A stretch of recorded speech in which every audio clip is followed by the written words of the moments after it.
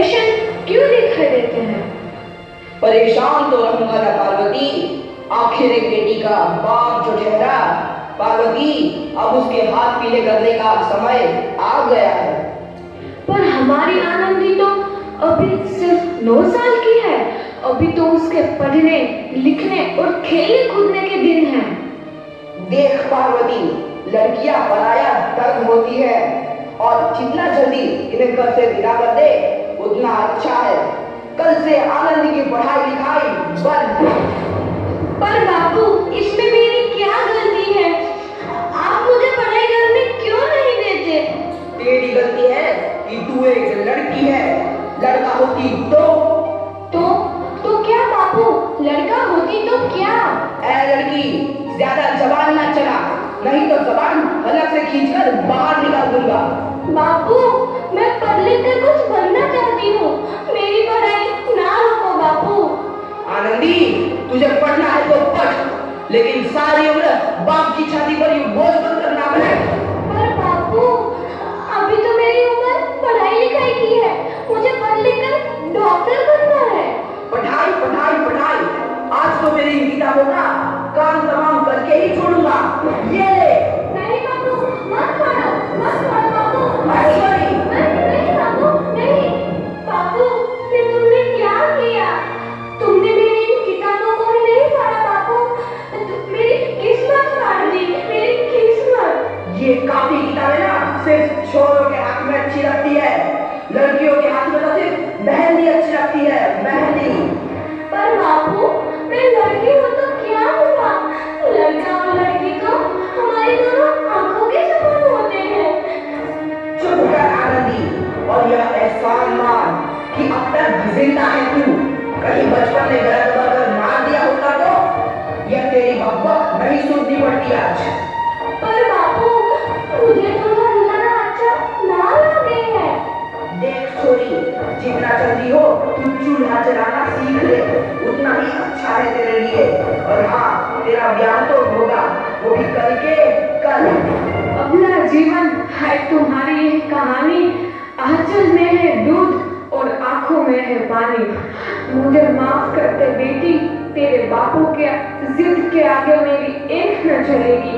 माफ कर दे बेटी, मुझे माफ कर दे। इस प्रकार मात्र 9 वर्ष की छोटी उम्र में आनंदी का विवाह गोपाल राव जोशी से हो गया। बाल विवाह एक सामाजिक कुरीति है और इस कुप्रथा का शिकार होना पड़ा आनंदी को। 5 वर्ष बाद आनंदी 14 साल की हो गई है। उसके घर एक शिशु ने जन्म लिया है। देखते हैं आगे क्या होगा। देखिए ना, इसे क्या हो गया है? इसका माथा तो अंगार की तरफ तप रहा है। इससे तो बहुत तेज बुखार है। आप बिना कुछ भी बोलते हैं, दीजिए मुझे। माता हो, जल्दी से वैद्य जी को बुला के लाओ। जी, अभी बुला के लाता हूँ। ये तुम क्या कर रही हो आनंदी? भगवान की विभूति लगा रही हूँ। बस करो आनंदी, ये सब अंधविश्वास है। अरे आप यकीन तो कीजिए, भगवान की कृपा से इसका माथा ठंडा हो रहा है और बुखार भी उतर गया है ना बाबू? उठो बाबू, आंखें खोलो, तुम्हें तुम्हारी माँ बुला रही है। आंखें खोलो, देखिए ना इसे क्या हो गया है। आंखें भी नहीं खोल रहा। आंखें खोलो बेटा। आप चुप क्यों है? आंखें खोलो बेटा, आंखें खोलो। आनंदी, हमारा बेटा कभी आंखें नहीं खोलेगा। नहीं, ऐसा नहीं हो सकता। मेरे बेटे को मुझसे कोई नहीं छीन सकता, कोई नहीं छीन सकता। पागल मत बनो आनंदी। माधव,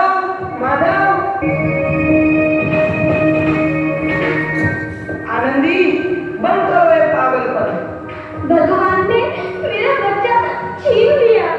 भगवान ने नहीं, तुम्हारी अशिक्षा और अंधविश्वास ने तुम्हारा बच्चा छीना है। अगर तुम पढ़ी लिखी होती तो आज हमारा शिशु जीवित होगा। तुम अनपढ़ थी आनंदी, अनपढ़। नहीं, अब मैं अनपढ़ नहीं रहूंगी। मैं अनपढ़। मैं पढ़ूंगी ताकि कल किसी और आनंदी को इलाज के अभाव में अपना बच्चा ना खोना पड़े। शाबाश और यही तुम्हारे अपराध के लिए प्रायश्चित भी है।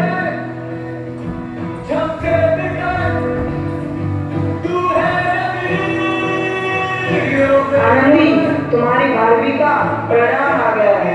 तुमने पूरे कॉलेज में प्रथम स्थान अर्जित किया है। आनंदी, तुम्हारी मेहनत रंग लाई है। तुम्हें शिक्षा वृत्ति मिली है। ये लो तुम्हारे अमेरिका जाने की टिकट। मुझे शिक्षा वृत्ति मिल गई, मैं अमेरिका जा रही हूँ। पर ये सब मैं अकेले कैसे कर पाऊंगी? ली, अपने आप को इतना कमजोर क्यों समझ रही हो? फिर इतना पढ़ने लिखने का क्या फायदा? तुम अभी गवार की गवार नहीं हूँ मैं अब गवार।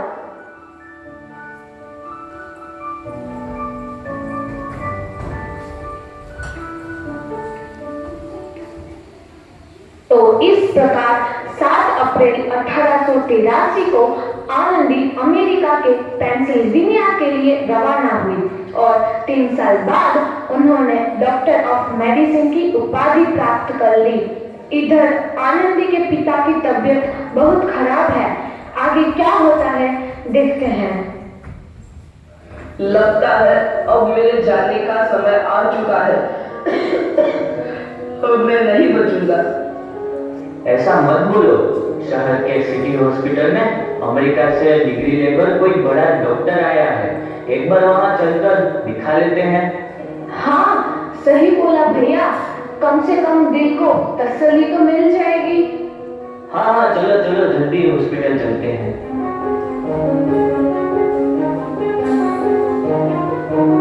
इस मरीज की हालत तो बहुत ही खराब है। कोई चमत्कार ही इसे बचा सकता है।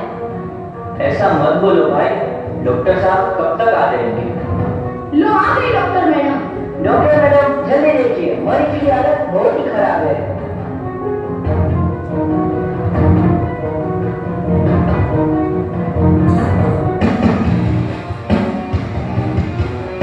अब आप बिल्कुल ठीक हैं। मौत के मुंह से आपको बचाया है डॉक्टर मैडम ने। डॉक्टर साहब ने मुझे बचा लिया। मुझे मिलना है डॉक्टर साहब से। डॉक्टर साहब नहीं, डॉक्टर मैडम बोलो। डॉक्टर मैडम, उन्होंने ही तुम्हें जीवन दान दिया है। लो आ गई डॉक्टर मैडम, मिल लो उनसे। डॉक्टर मैडम आपका बहुत बहुत धन्यवाद। आपने मेरी जान बचाई। इसके बदले में मैं गरीब होना आपको क्या दे सकता हूँ? वचन चाहिए मुझे कि कभी ये नहीं कहोगे कि लड़कियां कुछ नहीं कर सकती। वचन? ये कैसा वचन? अरे श्यामलाल, तुमने पहचाना नहीं? तुम्हारी बेटी आनंदी। आनंदी? मेरी बेटी आनंदी?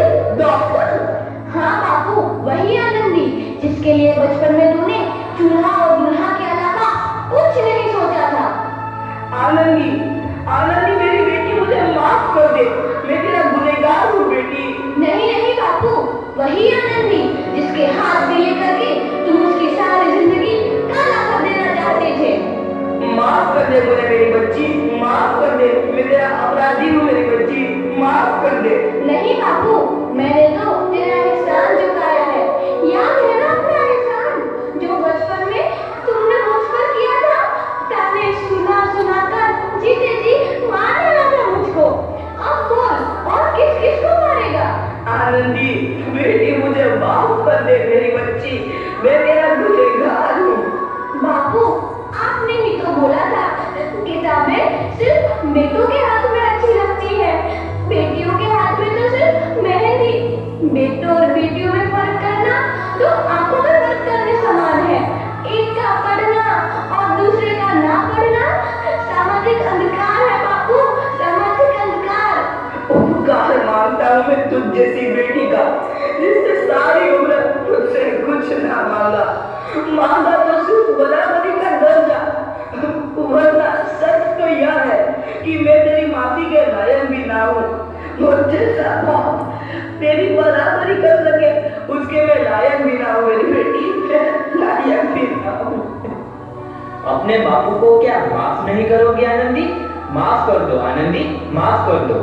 सुबह का भूला यदि शाम को घर लौट आए तो उसे भूला नहीं कहते। बापू। तो इस प्रकार आनंदीबाई जोशी ने अपनी मेहनत और